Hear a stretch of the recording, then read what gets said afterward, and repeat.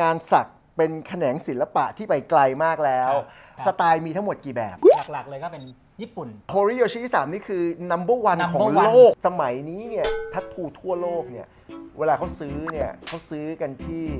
ลายเซ็นของช่าง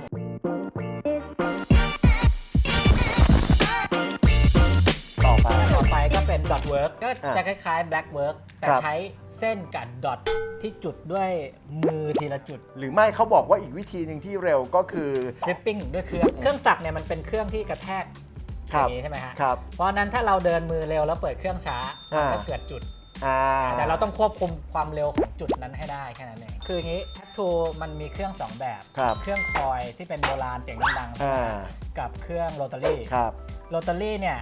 เราเพิ่มลดความเร็วไฟคือแทนที่จะมาค่อยๆดอทค่อยๆดอทไม่อันนี้ก็คือใช้เป็นการลดสปีดไปเลยมันก็จะเกิดเม็ดเหมือนที่งานผมทำมาแหละก็จะเร็วกว่ามันก็จะเร็วแต่เสน่ห์มันต่างกัน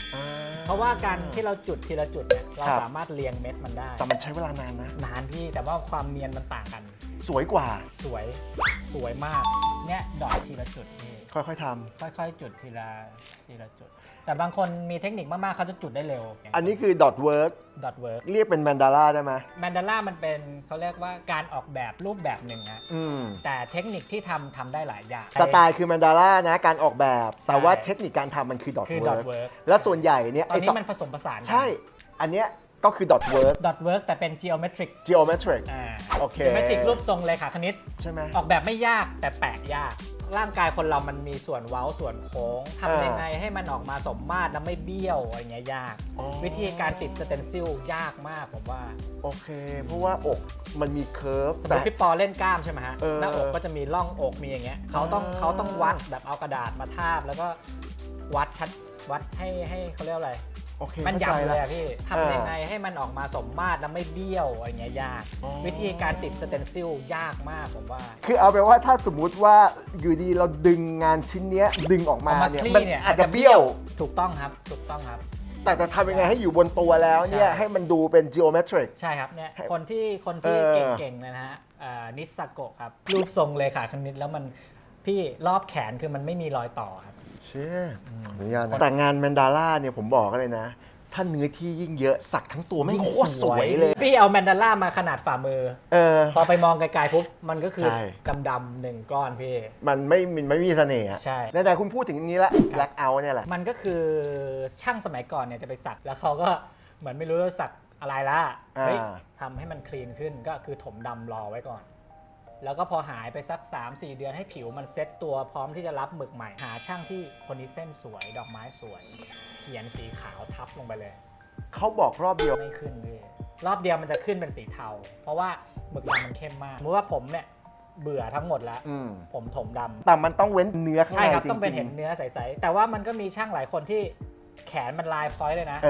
เขาก็เว้นเส้นในเส้นนั้นมันก็จะเห็นงานเก่าๆแซมมันก็เท่ดีมันก็เท่ไปอีกแบบมันอยู่ที่ไอเดียของช่างว่าเขาจะเล่นกะอะไรฝั่งงาน Black and Gray งาน Black Work เราเจาะค่อนข้างครบแล้วนะมีอะไรอีกไหมชิคาโน่พี่โอเคชิคาโน่อันนี้สำคัญก็คือฟลอนต์ต่างๆมันมาจากอเมริกันเม็กซิกันก็เป็นเรื่องราวเกี่ยวกับแก๊งเป็นเรื่องราวเกี่ยวกับการใช้ชีวิตแบบมีความเท่อยู่ในนั้นมีปืนมีรถมีผู้หญิงมีอะไรเงี้ยผมไปทำเทสสักไหนดีเกี่ยวกับเรื่องของชิคาโน่อารมณ์ของฟอนต์ที่ออกมาเลตเทอร์ลิงของเขาอะและแต่ละคนก็จะมีเลตเทอร์ลิงที่แตกต่างกันไปคนที่ถนัดออร์นาเมนต์ก็เป็นออร์นาเมนต์แบบว่าวิกตอเรียนสไตล์เลยอะไรอย่างเงี้ยมันก็จะมีออร์นาเมนต์รูปทรงของกลีบดอกไม้ใบไม้อย่างเงี้ยครับมีความอ่อนเหมือนอาร์ตเดโคผสมนิดนึงออร์นาเมนต์ไม่จำเป็นต้องเป็นเลตเทอร์ลิงก็ได้ใช่เป็นอย่างอื่นใช่ไหมก็คือเป็นรูปทรงดอกไม้เหมือนอย่างงานไทยก็เป็นออร์นาเมนต์เหมือนพวกบัวใช่เหมือนบัวเหมือนกลีบกระหนกสไตล์ต่อไปทริบัลแล้วกันงานทริบัลเส้นดำๆใช้สีดำนี่ไม่ใครก็ทำกันแล้วมั้งน้อยลงนะน้อยมากพี่แต่ก็ยังมีคนชอบอยู่ครับแต่ว่าจังหวะช่องไฟองค์ประกอบอ็อบเจกต์ที่อยู่ในนั้นมันมีความหมายหมดเลยอันนี้ผมไม่ลึกแฮนด์โพกสักด้วยมือแล้วก็แท่งสติ๊กไม้แล้วก็ติดปลายด้วยเข็มจะมีความหยึกหยักเพราะว่ามันใช้จุดต่อกันจนเป็นเส้นงานญี่ปุ่นอิเรซุมิสมัยก่อนอิเรซุมิเขาจะเป็นวิธีที่เรียกว่าเทโบริ เทเบอรินี่ก็คือการแทงมือ โอเค จิ้มสีแล้วแทงมือจิ้มสีแล้วแทงมือ ทำไมเขาถึงเลือกที่จะสัก เหมือน มือ เขาซื้อวิธีการเทเบอริ เอาต่อไป Trash Poker มันเกิดจากการเอาความเรียลลิสติกขาวดำผสมกับกราฟิกดอทกับดำขาว คือจริงๆ มันต้องคุมแค่ตรงนี้นะ แค่นี้ครับ มันคือการวางงานนะผมว่านะ ครับ เน้นแบบ กราฟิก ไม่ได้ช่างทุกคนจะทำ trash poker ได้ วิธีการวางพาดไปกับแขน นี่ พาดไปกับ เผลอ ขา เผลอแบ็กกราวไปเป็นพวกคนทำงานกราฟิกมา ใช่ มา ครับ ทำ trash คน poker น่า ทำ จะ กรา ส ฟิก วย เก่งๆเนี่ยทำ Trash Poker นี่น่าจะดี ใหญ่ก็เอาภาพเหมือนจริงมาแปลงเป็นกราฟิกขาวดำคอนทราสต์สูงๆ หน้าคนกะโหลก ปืน อะไรอย่างเงี้ยครับ สไตล์ต่อไปก็จะเป็นงานโซนใหม่ๆละเป็น ignorant นะฮะประมาณเนี้ย ignorant มันก็ออกจะเหมือนมินิมอล มันก็คือมินิมอลนั่น ค แห ล้าย ละ คลึงกัน อันนี้คือฮิต คิด ใน ยุคหลังละ เด็กวาดรูปเล่นนะฮะ แต่จริงๆมันไม่ได้ออกแบบง่ายนะ เพราะมันจริงๆมันน้อยมากแล้วทำให้เหมือนเด็กวาดรูปเล่นเลย เป็นช่างสัก ignorant ที่ดีไซน์ออกมาโดนคือใครรู้ไหมเดอะจักแกนเดอะจัก เขาเป็นช่างเหรอ ใช่ มาจากนักดนตรี ใช่ เจ๋ง แบ็กกราวด์เขาเหมือนคุณน่ะเขาจบศิลป์เขาเป็นเด็กศิลป์มาโดยตรง อ๋อ แล้วก็ไอเดีย เฮ้ย เขาอะไอเดียเขาว่าดี ต้องมันแบบ แบบคนสายฮา ผมว่ามันน่าจะมัน ใช่ เวลาคิด ใช่ แบบ water color watercolor เขาบอกว่า watercolor เนี่ยอย่างผิวพวกเราอะเจ ไม่ อ ได้ อย่างผิวผมนี่เหมือนเกลื้อนนะพี่ เหมือนพี่เอาความเป็นสีเทคนิคสีน้ำอ่ะเอามาไว้บนตัวคน เทคนิคมันยากไหมในการสัก เพราะว่ามันไม่ใช่ว่าเอาสีไปเจือน้ำแล้วทำมันต้องเอาสีไปผสมกับเบสที่เป็นสีอ่อนกว่า โชว์หน่อย ต้นฉบับที่เขาพูดกันก็จะชื่อ On Rash Tattoo อันนี้ผมก็ตามเขาตั้งแต่แรกๆ เป็นคนแคนาดาเนี่ยฮะสีโคตรสดเนี่ยอย่างสีฟ้าที่มันอ่อนเนี่ยครับมันก็คือไม่ได้เอาไปผสมน้ำนะคือเอาเข้าสีน้ำเงินผสมขาวแล้วก็มาลงแล้วก็ใช้ลักษณะของการสร้าง texture ให้เหมือนน้ำบนกระดาษมันควบคุมยากเพราะฉะนั้นเนี่ยมันจะมีลักษณะของ texture ที่มันเกิดขึ้นจากธรรมชาติของน้ำคือมันก็จะรู้ว่าเฮ้ย โหเชี่ยขนลุก สีเข้มเนี่ยขนลุกเลย จริงๆเอาเส้นมา รีแอนนะ ขอบใช่ โอเค ได้ ผมเห็นไอ้มุกนี้แม่งใช้กันมาเยอะแล้วขอใช้หน่อย แม่งเยอะเลยคือสาขาไอสไตล์ของศักดิ์มันแตกไปเพราะว่าศิลปะมันมีหลายแขนงมันก็เลยไปเอาพวกอย่างเงี้ยครับดาร์กอาร์ตดาร์กอาร์ตก็คือคนที่ชอบออกแบบอะไรที่มันดูซาตานดูปีศาจดูอะไรแล้วก็จะเป็นสไตล์ไหนว่าอีกทีความเรียวจะเป็นแบล็กจะเป็นอะไร ทีทัตทูครับจะเป็นดาร์กอาร์ตเขาถนัดมากอะไรเงี้ยที่ครบยังเซอร์เรียลิซึมก็คืออย่างถ้าเทียบเป็นงานศิลปะก็คือซาวาดอร์ดาลีได้อย่างนี้ก็ได้ขามันจะไปอยู่กับหน้าคนอะไรคือความเหนือ เซอร์เรียลความเหนือจริงคือเซอร์เรียลงานวาดนั่นแหละแต่ว่าเปลี่ยนมาเป็นงานสักบนเนื้อแทนที่มีความหุ่นยนต์มีความอะไรอันนั้นก็ถือว่าเป็นเซอร์เรียลเหมือนกันเป็นแขนงหนึ่งมีกลิ่นอายของเซอร์เรียลวิธีการออกแบบของรูปแบบความคิดมากกว่าสไตล์ต่อไปเอาแมนดาร่าเลยถูกสร้างมาจากฟอร์มของดอกไม้หรือว่าอะไรที่มีความซิมเมทรีเหมือนพี่ทำงานคาไลโดสโคปครับที่มันด้านตรงข้ามเหมือนกันอะไรเงี้ยซ้อนๆกันอยู่แมนดาร่า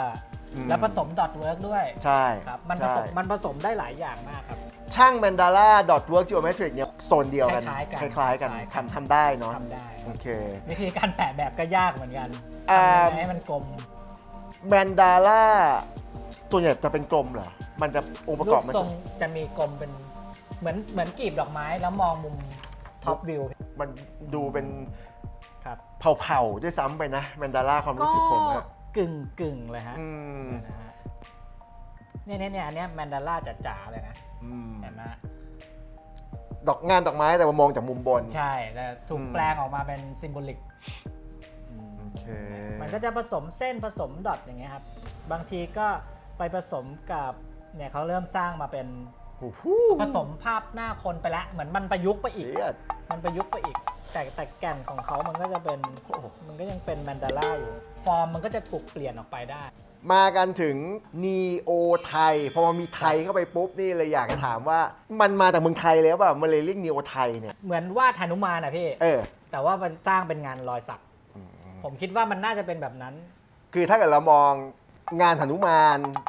ง านหนุมานที่เราเห็นกันงานสมัยก่อนที่คนว่า หน้ายักษ์ หน้ายักษ์เอาง่าย พี่บัมเนี่ย แต่บัฟได้ถือเป็นนีโอแล้วการออกแบบ เป็น ที่ การออกแบบ สีสันที่แตกต่าง ครับใช่ มันคือยุคใหม่ อาจจะเป็นเรียลมากขึ้น ผสมเรียลด้วย แล้วก็มีหน้ายักษ์ผสมเข้าไปมีลายไทยมีกระหนกมีอะไรอย่างเงี้ยฮะ เข้าใจเลยอ่ะรู้สไตล์กันไปละเป็นที่เรียบร้อย พอจากรู้สไตล์แล้วสเต็ปต่อไปจะเป็นอย่างไรสำหรับใครที่อยากจะมีรอยสัก ยังไม่เคยมีเลย ยังไม่เคยมีรอยสัก และถือว่าเป็นโอกาสของคุณแล้วที่ต่อไปเนี้ยการที่จะมีรอยสักสักรอยหนึ่งเนี่ยมันจะไม่มั่วไม่ซั่วเหมือนสมัยก่อนละเพราะมัน ยังไง มันจะเริ่มยังไงก่อน แต่ละสเต็ปเนี่ยจนกระทั่งเสร็จปุ๊บรักษายังไง ราคาเท่าไหร่ต้องเตรียมเงินเท่าไหร่ จะไปเจอช่างได้ยังไงรอติดตาม